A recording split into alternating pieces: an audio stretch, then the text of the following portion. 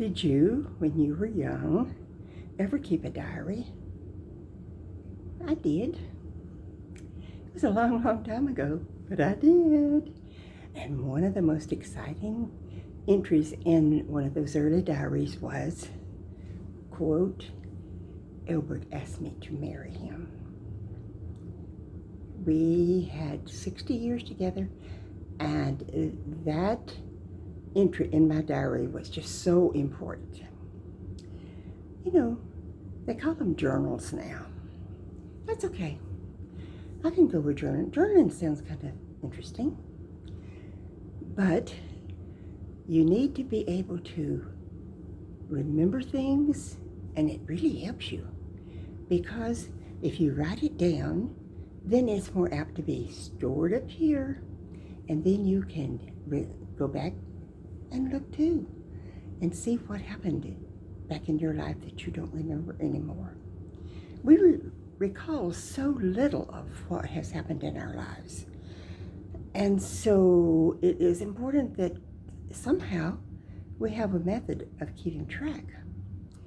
Now, you know those little diaries that we used to have a long time ago?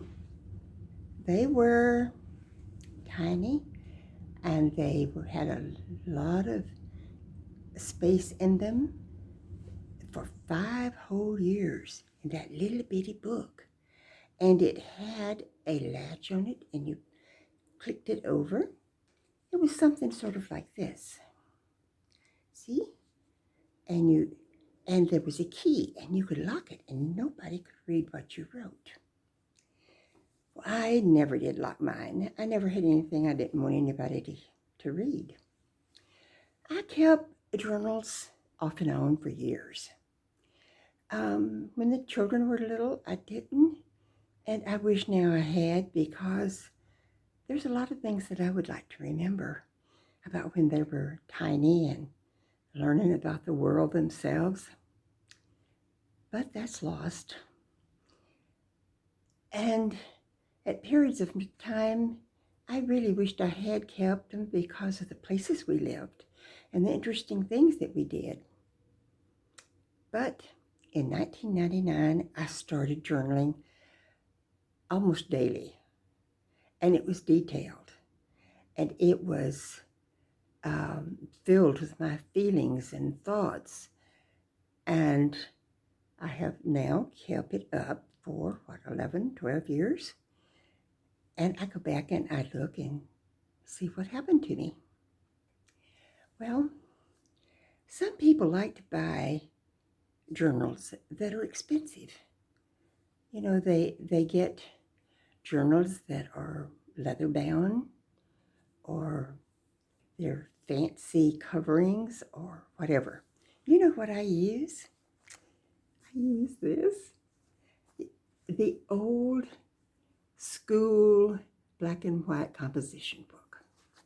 Yeah, just looky there. Page after page of my thoughts and my feelings. This one was from last year, and believe you me, it had a lot of interesting entries in it. It's good to look back and see where your life has been.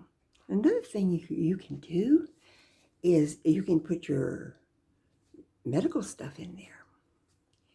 You can enter when you've gone to the hospital, when you've had surgeries, and whatever.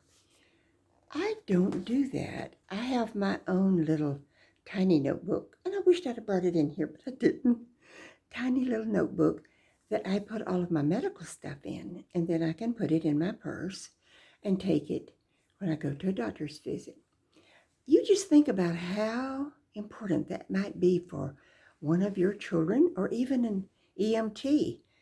If you've fallen or you're very sick and you can't give them information, there it would be in your little notebook. I think you're doing everyone a big favor if you do that. The people that have to care for you, the people that are there that love you, that want your best interest at heart. And it's easier for you to keep up too when you had the mumps, when you had your knee replaced, when you had that flu. Yeah. So I wonder if you would be interested in keeping a journal, or tell me about the journals that you do keep. I think that it is just the best way to express ourselves and to keep our memories alive. Now, I don't know what's going to happen with my stack of journals, yay tall, but when I don't need them anymore. Maybe my kids will read them. I don't know about that. They probably will, but if they don't, they'll probably go in the trash. But there's one thing about it. It served a purpose for me, and that was what was important. So think about journaling. It's just really should be an important part of your life.